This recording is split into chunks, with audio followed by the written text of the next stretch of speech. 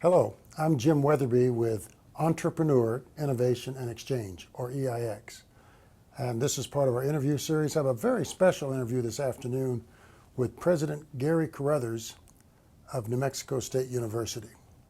He has an interesting background because though he's spent a lot of his career in academia, he's actually been governor of the state of New Mexico and been a legitimate entrepreneur building a company from the ground up as a startup.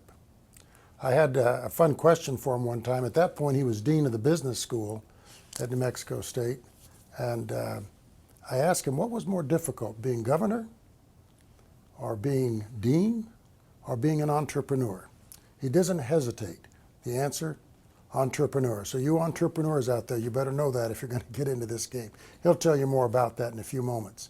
But anyway, Garrey, welcome. Glad to have you with us. Good to see you, Jim. You bet, you bet. Good to have you back our way, and delighted to talk to you about entrepreneurship. Great.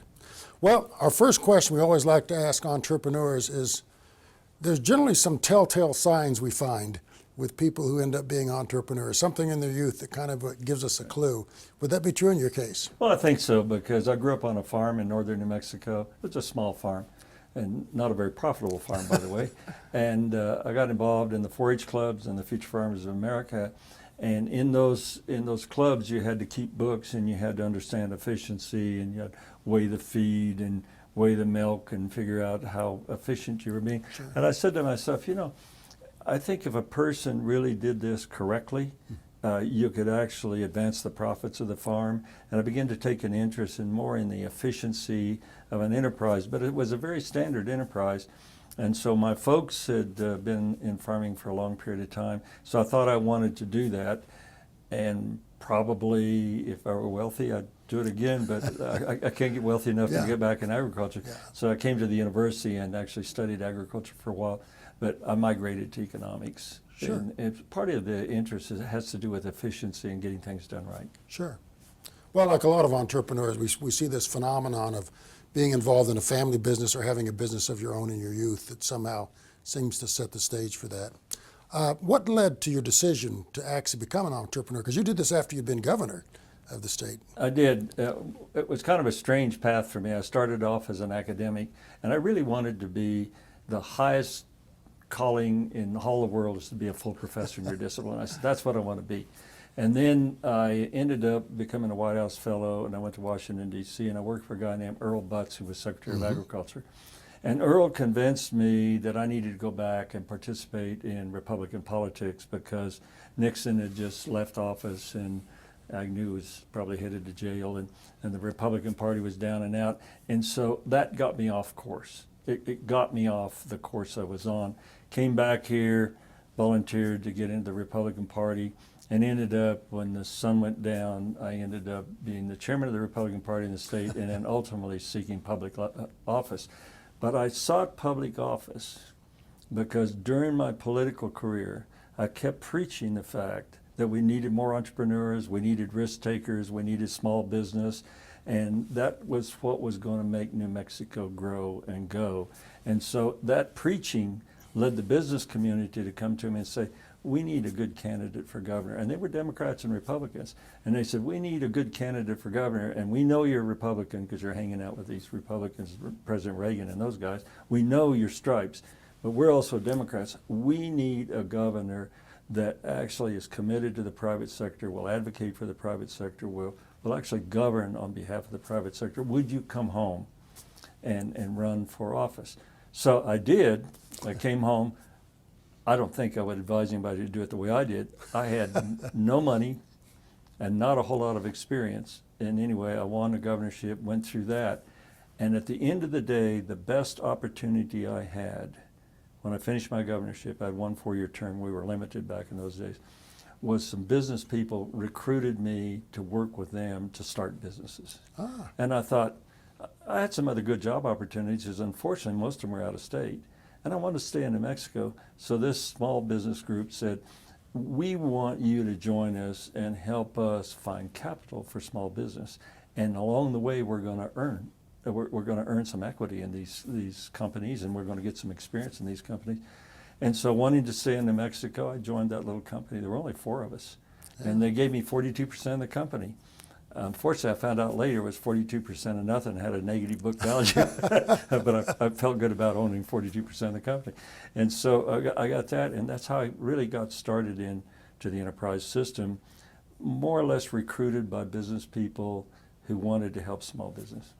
Well, you're kind of unusual because you were a professor that people recruited to run for governor, and then a governor who people recruited to basically get into the entrepreneurial effort. Although you did run for governor without any money, so you were all set to be an entrepreneur and start that. I successfully got through the governor's race, not spending any money of my own. The reason I did that is I didn't have any money to spend, right. but I was well supported by the business community and others. Sure. But I like to tell students here, by the way, that you need to work to be very successful at whatever you're doing, and people will call you to do the next thing. Yeah. It's like if you're going to be in business and you're very good in a company, and a company over there needs a new CEO or a COO or a CFO, and the word is around that you're really pretty good at what you do, they will call you to that next challenge. Yeah, your reputation is worth its weight in gold. Well, can you give us a little bit of the timeline? So you're recruited by these guys. Let's kind of take a look at the history of your entrepreneurial enterprise. I came out of the governorship in 1991, and we joined this group. And the first thing we did was put together, and one of the fellows had good contacts in Wall Street, and without asking the public service company in New Mexico if they wanted to be bought, we went to Wall Street and raised several millions of dollars to buy a big chunk of the public service company in New Mexico. And so we had investors and everything, so we went to the public service company in New Mexico, said they didn't want to be bought and they didn't want to talk to us, and goodbye. And so, well, that didn't work really well, but it did indicate that this fellow had access to capital. So the next person that walked in the door, and this was in 1991, next person walked in the door was a small businessman, had an insurance company with his former girlfriend, and actually the guy was what you call a silent partner. He put up the money for this company, and these people had come from somewhere else. At that time, they were a couple, and so they started this insurance company. And so he wanted to buy another insurance company, another small insurance company. And could we help him? He heard we had a company to help small business. So we said, sure we could. So we put together a business deal to buy out the little insurance company. It was about a $1.45 million deal.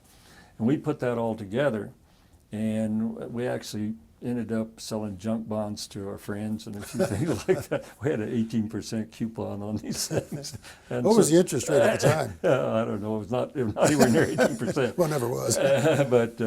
So we did these kinds of things, and we put together what looked like a good package, except for one thing.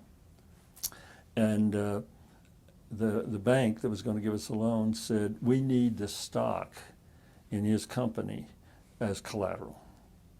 And so we went to the young man, and we had not really met his partners.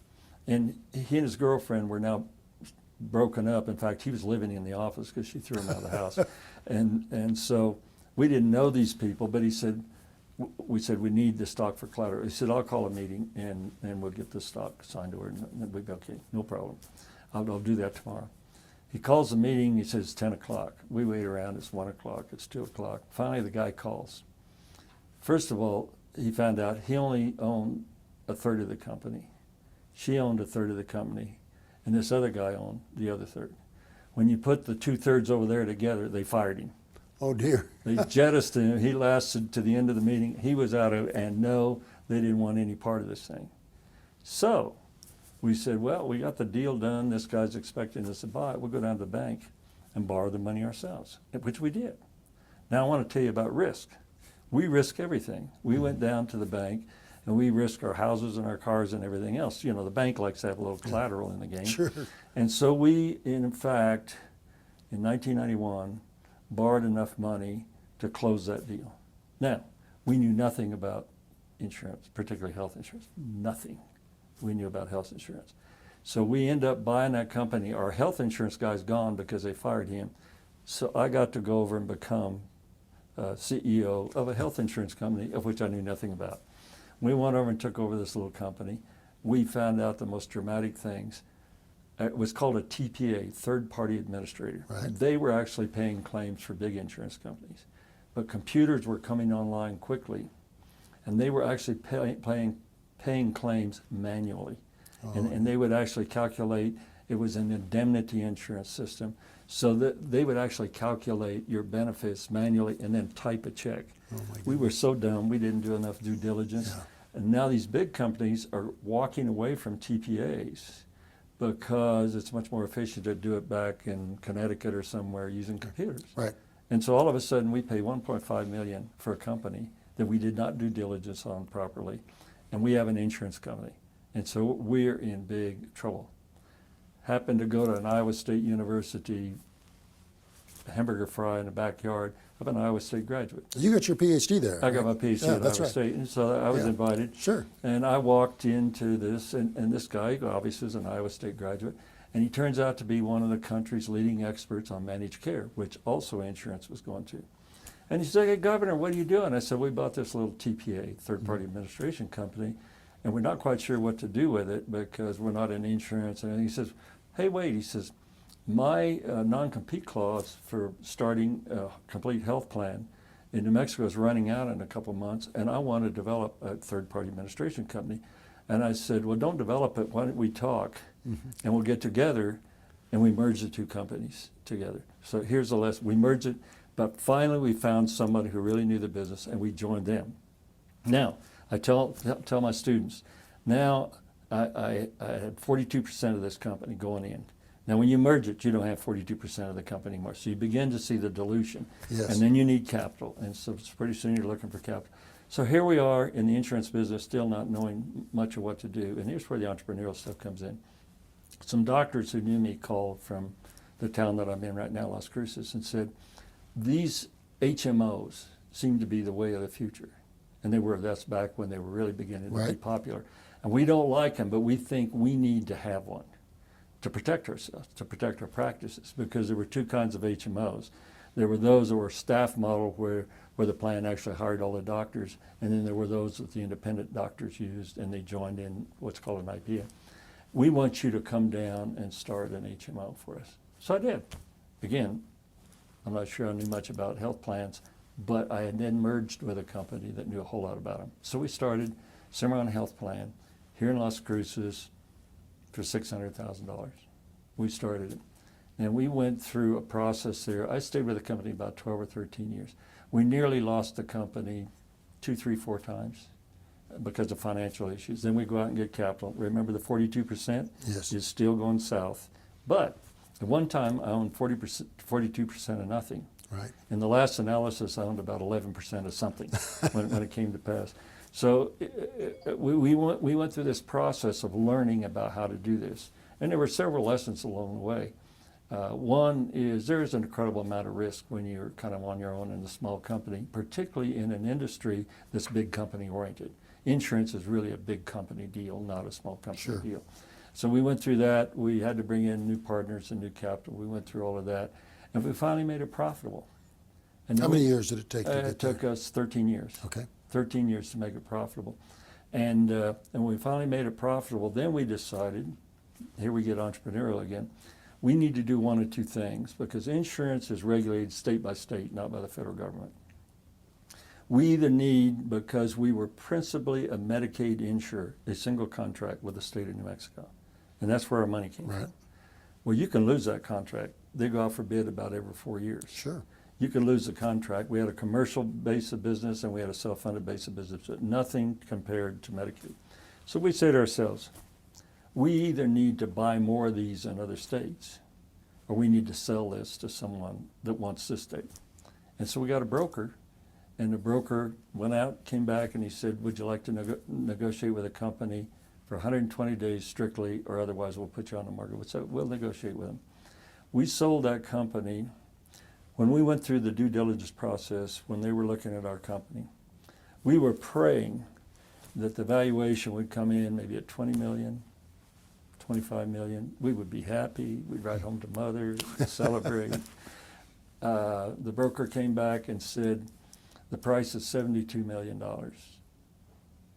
And we said, "Is that all?" And we're just kidding, and he laughed.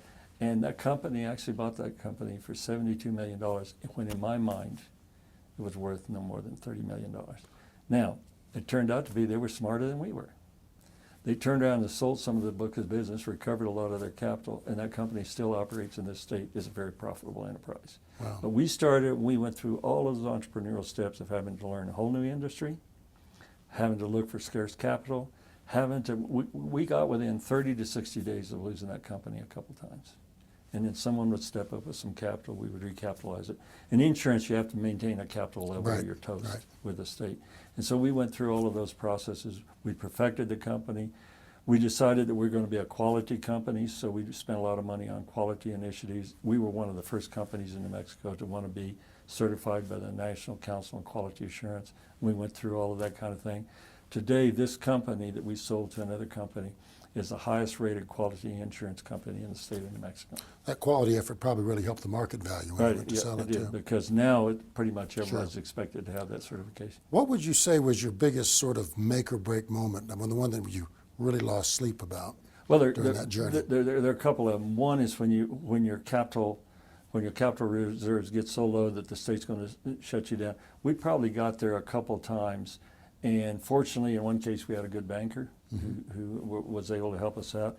And secondly, we went to some people in a like healthcare industry, and they had an interest in being in managed care, even though they were more into rest homes and assisted living homes. But they thought someday managed care was going to affect them, so they thought they'd take a flyer. And they invested in our company several $1 million, which really saved it.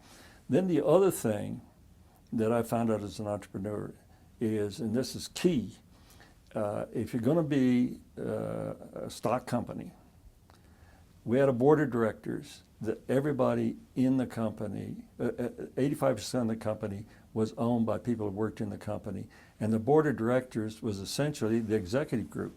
So it was a very incestuous situation. Right. And that created problems for us. It created some serious problems because we had no other viewpoints than what we had grown this company to this point, and we were listening to each other. Groupthink. And a staff meeting was essentially a board of directors meeting, believe it or not.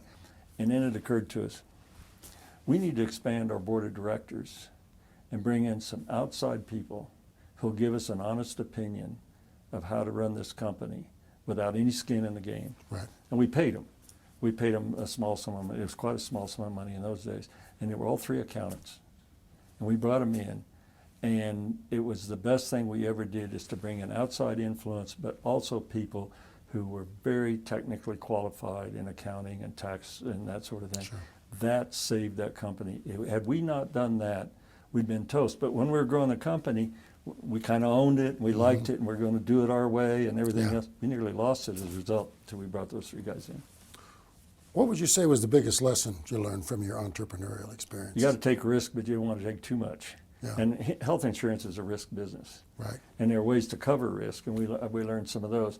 But the other thing I learned is, if you're going to be in a business, unless you're a whole lot smarter than I am, you need to stay with the core business. You need to stay where your passion is. We started making a little money in the health plan business, and we decided to branch out. And we went into a completely different company. It was a small company that we bought an interest in. It was actually tire retreading, of all things. Has nothing to do with health plans. We lost $1 million in about 9 months, had to bankrupt that company and get out of it. Learned a lesson. Do what you do well. Yeah. Stay on the track. I mean, it looks exciting to be over here and those things, but if you don't have any more expertise than we had, not because of me, but because of the company we merged with, we had outstanding healthcare strategists, analysts, managers, everything else. We knew nothing about making tires, and we lost a ton of money. And you could take a company here that you know what to do with and lose enough money to lose both of these. Sure. You could lose this company trying to support that company. You can be completely out of business in both cases. Did you have a mentor? In business, I'm trying to think. I would think that Jerry Landgraf, who was our principal, and he owned over 50% of our company, was an excellent mentor in terms of how to do managed care, but not necessarily how to do business. For example, we did a lot of business with the state. I kind of had to coach him on how to deal with the public. Of course, I had come from the public. Sure. And it's oftentimes, if you're doing business with the public, we had a revenues $450 million, so there was quite a bit of money at risk. And they would have a tendency, if the state sent some missile down to tell you they want to go up and get in a fight with them. Yeah. I said, oh, no. Let me go up and work it out. We'll figure it out. And if you went up, kind of hat in hand, try to gain an understanding, most of the time you could win the day. But he was really, really, really good in the technical aspects of the managed care. He was not as gifted in handling the outside. So what happened? I'm the outside guy. He's the guy that manages the inside. Sure. He had the content and so it expertise. turned out. But he in the healthcare business actually mentored me more in the technical aspects of healthcare than actually how to do government contracts and that sort of thing. I probably brought something to the table for him in that regard. You actually have a great story about dealing with the public. Right after you were governor, there was a jailbreak, and you had to get pulled in off Right. your vacation, and you had to go out and tell the media what you're, and you're beloved among the law enforcement community Oh, yeah. for the comment. Yeah, they still love me. I still get speeding tickets, so they don't love me that much. Yeah, it was. I've been the governor for exactly 6 months, and I was at our farm in Aztec celebrating 4th of July. And along about that time, about 10 prisoners decided to declare their independence and leave the prison. And it turned out to be 7 of them were convicted murderers. Yeah. 7, maybe 6 or 7. Bad guys. They got out, got away. Took a long time to find them. So I had to fly back to Santa Fe. They brought the government plane Sure. up, picked me up, took me back to Santa Fe. It was like 2 or 3 o'clock in the morning when I got there. And so I went in and got a briefing of what happened, and they told me the route they'd taken and where the security had broken down and everything else. And so I don't remember all the conversation other than I said, we really need these guys caught because they're a true danger to the public. And I don't know what possessed me, but when I walked out, all the press was there. And they said, Governor, can you give us some comments? And I told them about what I knew about the jailbreak. And they said, well, what did you tell the officials? And I said, I told them they could shoot to kill. And that was really a bad mistake, because if we had shot and killed one of them, the state of New Mexico would still be paying for it. But I learned the technical term for shoot to kill to a policeman is use the maximum force necessary. And so we went out and it took us probably 30 or 45 days to catch all of them. We caught some of them right away. Yeah. But we ended up catching the last 2 or 3 in California. Right. And so however they determined where they were, they've actually done a documentary on this prison break, by the way. And so when they caught up to the last guys, the FBI, I think, probably led the raid because we're out of state. They kicked their door down, and those guys are laying in bed with these weapons right by them and didn't even bother to reach for them. And they said, I think they really believe the shoot to kill. But I learned a valuable lesson. You better understand the terminology a little better, because lawyers just went berserko. And I think if we killed one of them, we'd probably been in bad shape. Yeah. Well, what advice would you give to a student that is interested in entrepreneurship? Well, I think I would always talk to them about the willingness to take risks. Too many of our students don't understand risk, don't want to take risk. And I think if you're going to be an entrepreneur, you've got to have some kind of tolerance for risk. And it's a whole lot easier to get a bureaucratic job or something. And there's risk in that as well. But I tell students, you need to learn to take risks. You need to be prepared to take that risk. You need to do it in a reasonable fashion. Sure. And then you need to learn to fail fast. If you're going to be an entrepreneur, if you're going to fail, you got to fail fast and get on to the next project. Take corrective action right away. You can't drain mom and dad's bank account and uncles and aunts' bank accounts and then borrow money and not be able to pay it back. If it's not working, bail on it. And that's the problem we had with that tire company. We stayed too long. Yeah. And it was failing, and we knew it was failing. And our guy kept saying, no, next month we're going to break even and everything. That's the temptation. We were failing, and we should have failed fast, and we'd have saved a lot of money. Yeah. Well, they do say one of the mistakes we make in business schools is we do teach people how to go to work for somebody, not necessarily how to create a company. That's a challenge. And you see a change in business schools Yeah. now. More and They're more are getting it. going to entrepreneur programs. Sure. Here at New Mexico State University, we have a strong entrepreneurship Well, talk program. about what you've done, because with this entrepreneurial background, first of all, I mean, it allows you to become a philanthropist because you've endowed a chaired professorship here, Right. and then also you've got one of the most amazing entrepreneurial facilities on campus, and you've kind of you're running the race that you can win. It focuses on technology because New Mexico has a lot of technology out here with Los Alamos and Sandia Labs and a colleague and I White Sands, decided Missile probably Range. 8 or 9 years ago that we wanted to develop a research and business park, an entrepreneurship center, actually a policy unit too, to look at the policies that affect the business environment, workforce development. So it was kind of a broad concept, and we base it here on the campus, and it started small, and now it's just referred to by everybody as Arrowhead Center. But we were the first university here to have a student incubator, for example. And now we have a faculty incubator, and then we have an incubator that anybody can use Right. and come in there. And we have so much in the way of engineering and scientific technology here at the campus that many faculty members are now saying, well, why can't I do that? I could have a business if I just tried. So we've already spun off one company that they developed. But what's interesting is we probably have 30 or 35 students in the incubator center. And when I want to bring a political leader in here to impress them, I take them over and I'll put the posters of their projects and let those students talk about a piece of technology that they're trying to build a business on. And oftentimes that technology comes out of Los Alamos National Laboratories or from the College of Engineering here or the College of Arts and Science here. Right. And they're teaming up with a faculty member who is kind of the creator but would rather work at the bench and do what they do Right. and write his journal articles. So these students are teaming up with a faculty member, and the faculty member's walking down the path with a student who really wants to be the entrepreneur. Sure. And so there's some exciting projects. And when I bring guests here, I have them go over there, and these students are much more clever than they used to be. And these students will explain the project and why it's important. And we had the chairman of one of our committees here, and he looked at me and he said, Garrey, this is what we need to be investing in. This is where we need to be investing our public dollars and getting these young people to learn to be entrepreneurial and to work with a scientist who has no real interest in being entrepreneurial, but he has a product that he now understands could make him wealthy. Sure. But he's going to have some partners. So we have a proof of concept center here. It's called Launch, but you know what proof of concept Sure. is done. We actually funded that ourselves, and we were very early on in the proof of concept business. And we have like 7, 8, 10 projects. We can't afford a whole lot of them, but we're going to ask our foundation going forward to do that. I've gone to the state of New Mexico and asked. We have about $13-14 billion of reserves in New Mexico that we invest. I'm now working with the legislature to set up a fund to help fund on a matching basis with the private sector proof of concept developments. Sure. And so these faculty members have an idea. They apply to get into the proof of concept program.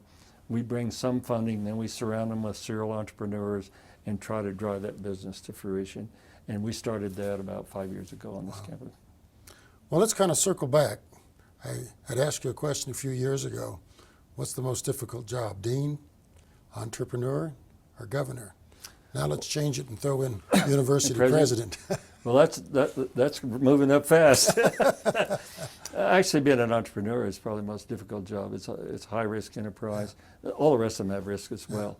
But you have more flexibility to do things, but you also have a greater chance of loss. Operating when you've been even in government and private sector, when you've been in those two sectors, working in a university can cause you to second guess why you ever took the job because of the pace of play. Right. You know, I came out of, we made decisions on a daily basis, multi-million-dollar decisions, and you won or lost. Yeah. Like bidding a big contract. Sure. You win or lose. Here at the university, we have to have committees, we have to have shared governance, we have to go through all this stuff. And so it's really a slow play deal. In government, as governor of the state of New Mexico, you're highly protected, to be honest with you.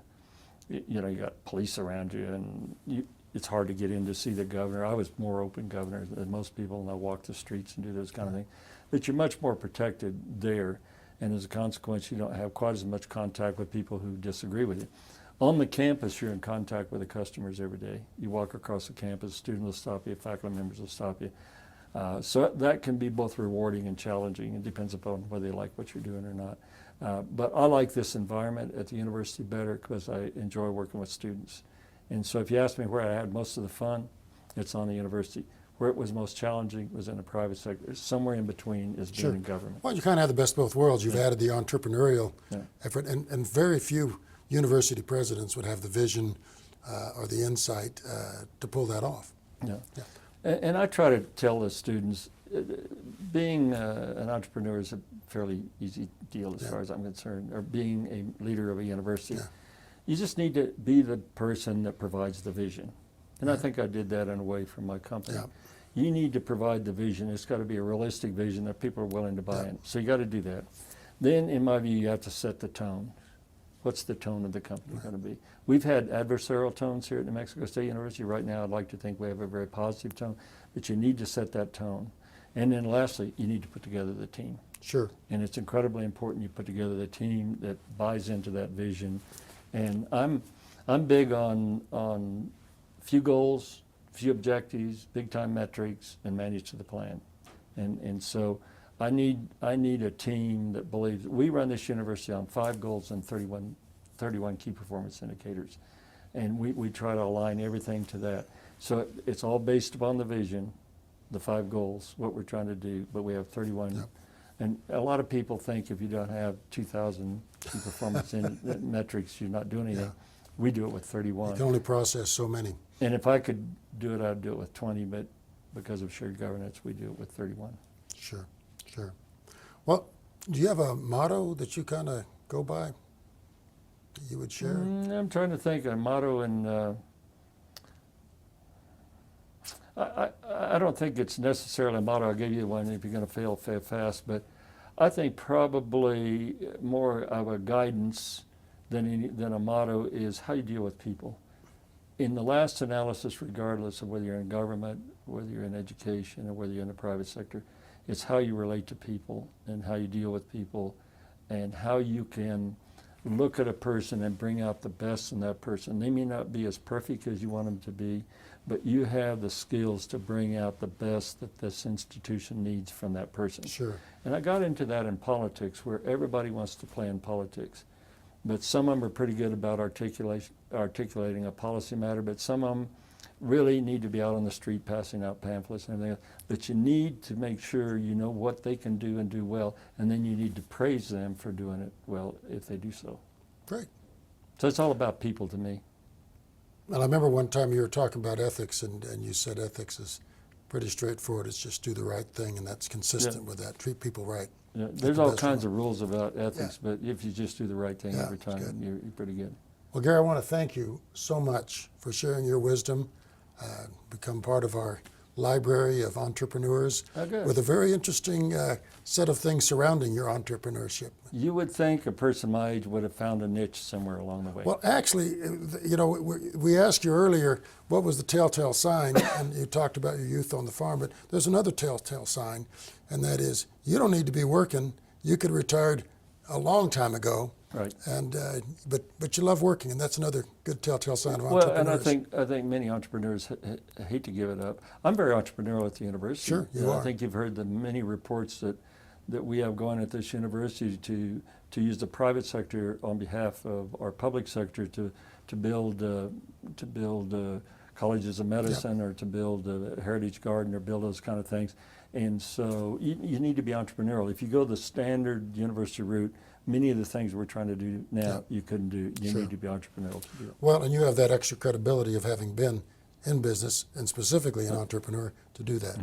Thank you so much. You bet. My pleasure. Thank you. Thank you. Thank you for viewing this video. Hope it was instructive and useful to you in your future. Thank you.